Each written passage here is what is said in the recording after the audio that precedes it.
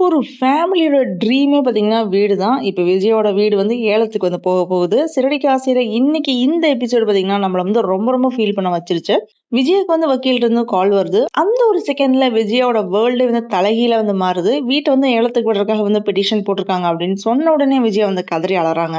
இன்னொரு பக்கம் ஸ்ருதிய வந்து சிக்க வைக்கிறதுக்காக வேண்டி நீத்து போட்ட திட்டம் தான் வந்து செம்ம ஷாக்கிங்கா இருக்கு. ஃபேஸ் எல்லாமே வந்து க்ளோஸ் பண்ணிட்டு ஹோட்டலுக்குள்ள வந்து ட்ரிங்க்ஸ் பாட்டில் இருந்த பைய வந்து அங்கேயே வந்து வச்சுட்டு போயிடுறாங்க. கொஞ்ச நேரத்துல பாத்தீங்கன்னா போலீஸ் வந்து ரெய்டுக்கு வராங்க. ஆனா ஸ்ருதி வந்து சாதாரணமாலாம் இல்ல. இது வந்து யாரோட வேலை அப்படின்னு எனக்கு தெரியும் அப்படின்னு சொல்லிட்டு சிசிடிவி வந்து காமிக்கிறா. அப்ப எல்லா உண்மையும் வந்து வெளியில வருது. போலீஸுமே வந்து உண்மை தெரிஞ்ச உடனே நீத்து வந்து வார்ன் பண்ணிட்டு போறாங்க. அதுக்கப்புறம் ரவியும் ஸ்ருதியும் டைரக்டா போய் உனக்கு வந்து தைரியம் இருந்தா நேரா மோதி இப்படி பின்னாடி இருந்து வேலையெல்லாம் எதுவுமே பண்ணாத அப்படின்னு செம்ம மாசா வந்து வார்ன் பண்றாங்க. ஆனா இதை விட பெரிய ஷாக் வந்து ஸ்டில் வெயிட்டிங்ல தான் இருக்குது. வீட்டுல வந்து எல்லாருமே வந்து சந்தோஷமா இருந்த டைம்ல தான் அந்த ஒரு கால் ஒண்ணு வருது. வீடு வந்து ஏலத்துக்கு போகும் அப்படின்னு.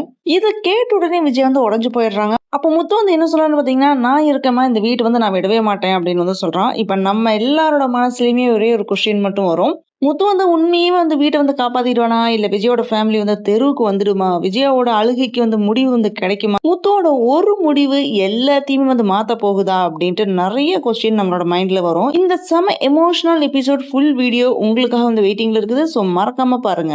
இந்த வீடியோ பிடிச்சிருந்தனா லைக் பண்ணுங்க, ஷேர் பண்ணுங்க. அரேபியன் அணி சேனலை மறக்காம சப்ஸ்கிரைப் பண்ணி சப்போர்ட் பண்ணுங்க.